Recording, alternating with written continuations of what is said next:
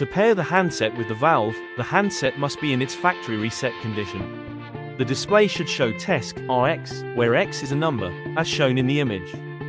The pairing request must be sent from the valve, and accepted on the handset that you want to connect. To send the pairing request, ensure that good quality alkaline AA batteries are fitted to the valve and handset. Check that the on-off toggle switch, marked I0, is in the on I position. Note: image shows switch in the off position. With the toggle switch in the on position, press and hold the plus and minus buttons simultaneously until the red LED begins to flash. Once the valve LED is flashing, immediately release the plus and minus buttons, and press the power button located directly underneath. If the sequence has been completed correctly, the flash pattern of the LED will change. The handset will emit an audible tone and the display will match the image shown. Unlock the handset by grasping firmly, so that the green unlock LED indicator is illuminated.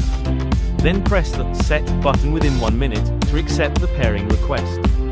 You can then proceed to set the clock format, time, day of the week and temperature units. Use Set to advance through the options, Mode to go backwards, and plus and minus to change the variables. After setting the temperature units, none of the remaining options require setup.